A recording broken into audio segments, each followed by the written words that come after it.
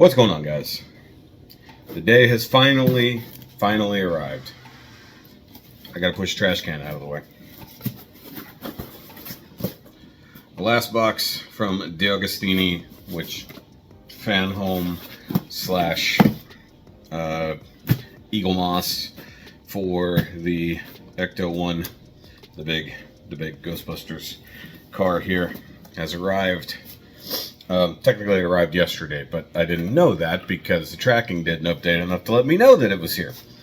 But in theory, hopefully in practice, this is the final box, the final parts that I need to finish up the ECTO-1. Previously, we did the rest of the roof rack. There's still some bits and pieces missing there. And then I'm assuming there's stuff that's supposed to go over here, the ladder, things like that, which is probably all in this box. And something I didn't realize until just now, there's supposed to be a big old antenna or something that goes from the front of the car back to the roof rack. So in this one, in theory, we're finishing the roof rack, getting those last few parts on there along with the ladder, and then all of this stuff. And as far as I know, this is the end. And then one thing I'm going to do, I'm going to add an extra video after this of fixing the proton packs because those hoses are so long, and then trying to affix the actual neutrona ones to them because they don't give you a way to do that in the actual thing. And it's going to be hard to display that with those hoses that are just springs just flying about. So I'm going to move the camera and we'll see what's in the box together here. Okay, so one thing that's weird is depending on who sends it, it's packed differently. If it comes from FANHOME, it's packed differently than it is from D'Agostini. Okay, that's just telling me how much it is. Also, this one was cheaper, I don't know, for whatever reason. So, issue number 37, an easy way to know if this is the end. There's literally nothing at the end, so this is it. Okay, so this has all different kinds of cool stuff in it. Okay, this is a car cover? No shit, okay. It does come with the antenna, that's good, that's good. There's the other thing. Alright, so let's set this down here. Alright, so we've got antenna brackets, screws. The antenna itself is literally just a wire. That's not going to be annoying at all. There's all the brackets for it. And then, oh yeah, I forgot about the big ass green tank that goes on the other side. We have some more water slides. Joy. And big old plate that I guess goes on there as well. I don't know what the hell goes on top of that. Other things, supposedly, like this big heat sink and stuff like that. So, I didn't know it had this big red arrow that's got to go on something. I don't know. So, one thing I don't understand. So, they give you water slides, and I know those are going to go around the big tank, but it's already tampos / water slides on there, so they could do it from the factory. You know, that's why I find it so strange they do it this way. Yeah. Okay.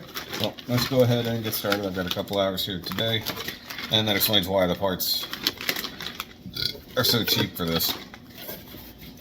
Because, well, there's only a few. So, yeah, we'll get this going. So the thing is, like these last two parts, they just bolt on to the car itself. Whereas I need the rest for the roof rack itself. So I'm going to move the camera, set it for a time lapse, and get to going.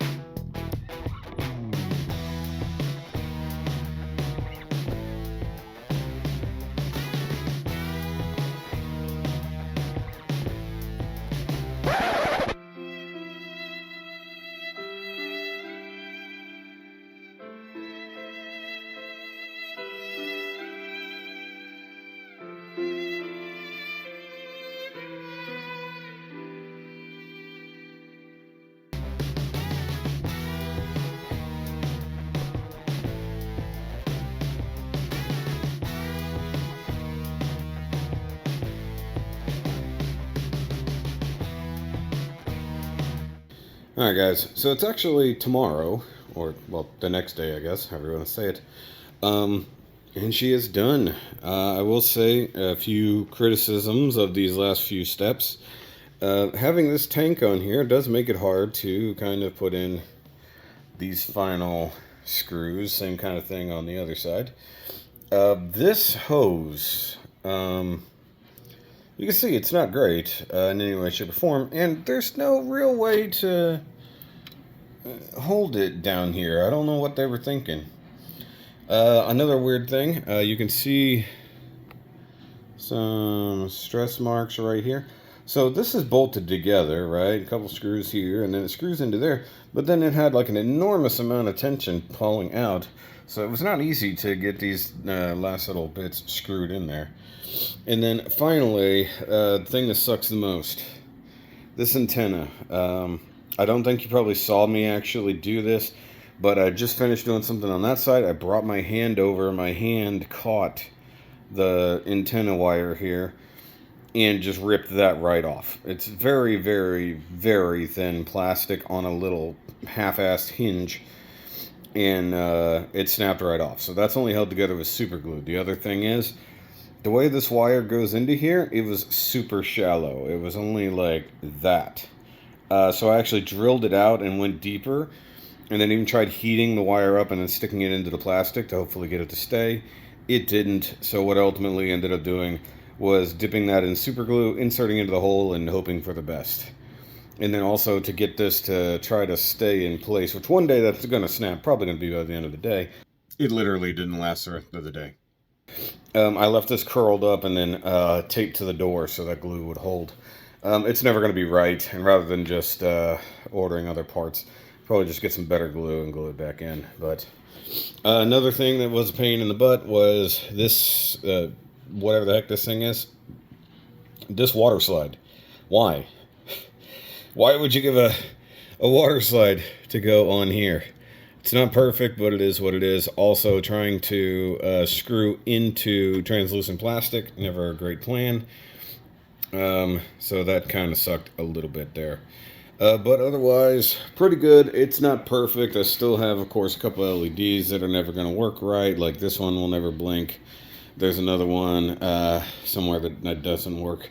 The interior lights stay on, so that means one of the door switches isn't working properly. But if I turn it on, you know, you can see that the door light stays on, but that I could probably figure out which one's doing it. But it is cool. Another hard thing, the switch for the headlights is up under here, and it's a pain in the ass to hit.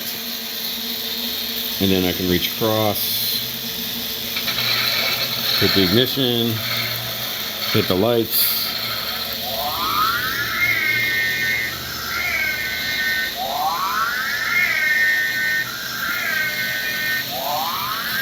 That has never sounded right to me.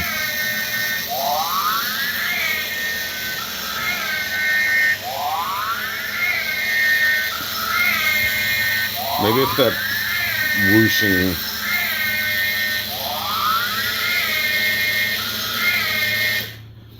So ultimately, one thing I have to do, I got to roll these windows up again, which is not easy because, you know, they did have actual working windows, which, great idea, question mark, kind of a pain, because those gears aren't as oiled as, say, these are. It does need a good dusting. Of course, it's been so long, many of you probably even forgot there's a proper motor under the hood, which you can't see because there's no light. Let me turn this around here. Oh, of course, the light died. Of course. So, yeah, there's the proper Cadillac motor up under there, way back when we started this. It is still an issue with the hood fitment. That has always been a problem, whether it doesn't open all the way because it gets caught here on the cowl or it just doesn't shut quite right. And of course, at some point, this door was incorrect. I still don't know how or why. I think because by the time I got mine wasn't wrong, but people who got it before that, it was wrong. So ultimately, over the last 3 years, it's been fun to a degree, but it's also been kind of a pain in the butt. There were certain parts, like the metal trim around the back windows, that the instructions weren't super clear on, and then I screwed up badly, and then had to do my best to fix. So, I mean, it makes sense that there are definitely things wrong on this, or things that are broken on this, because I did it. That's one way it's going to be a little different for everybody. I'm sure not everybody's going to have the same light that's broken, whether that's the LED or a wire that's messed up. Not everyone's going to have the same suspension that might be janky. I mean, mine's fine, which is funny, because I got to point this out. It does have real suspension. I mean, it actually has springs holding it up. It's kind of funny. And, like, major design flaws of the thing. Using empty hose that's supposed to be wires. Find a way to put some real, like, solid core bendy wire in it so that it still works, but each end is hollow. Something like that, because, like, it'll bend, it won't hold its shape, it certainly won't go where it needs to go. In the same way, whether that's the ignition wires under the hood, or the hoses or whatever they're supposed to be on top of the roof rack, or all the crazy stuff that's inside going to the equipment on the inside. Some of that is just not great. In fact, some of them are unplugged. They're little rubber hose thingies, and they came unplugged while moving stuff around. But it's inside the car, which means it's nearly impossible to fix. Some things you have to super glue, you know, the random water slides that easily could have been tampoed on from the factory. That's kind of annoying, and only really near the end stages. Probably would be really difficult because all of the stuff you have to put water slides on are round. So that makes it a pain in the butt for anybody who's new to modeling. Very small things that break easy.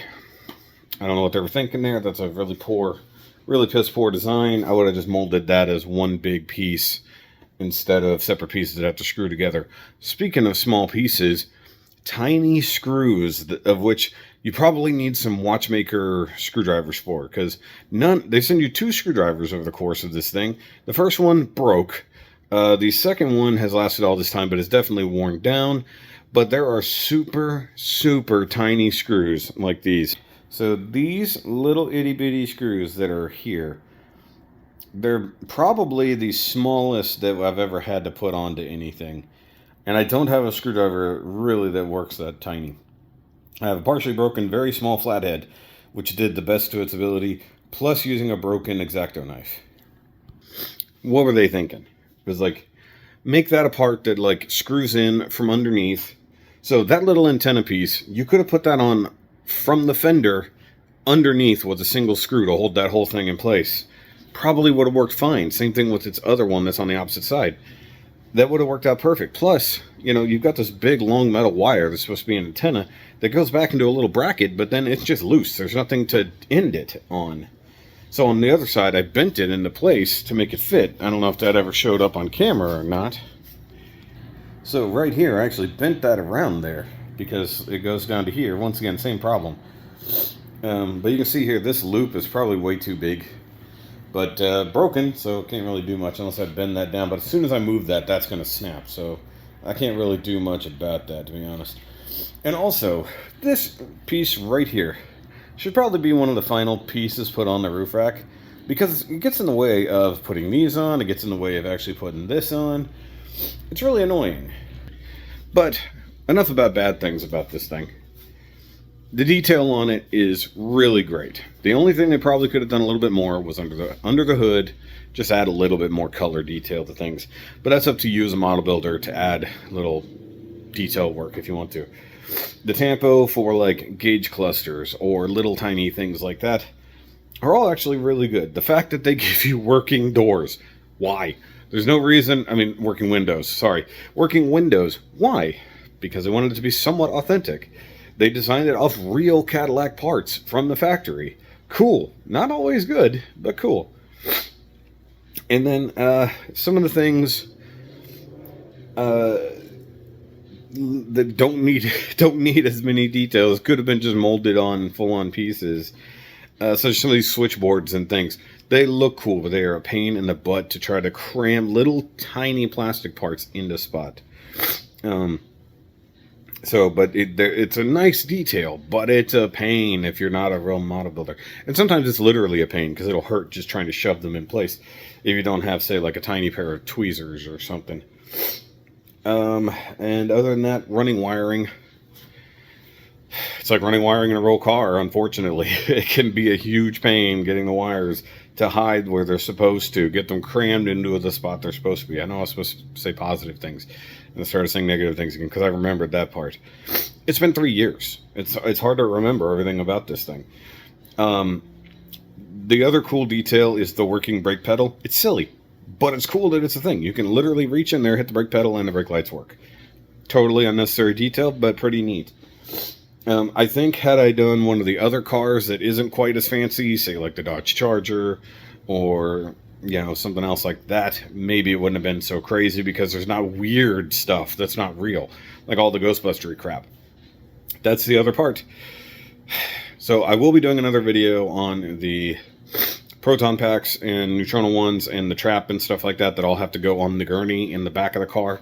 I gotta figure that out because those are gonna be a giant pain. Like, they do not prepare you for a lot of this stuff.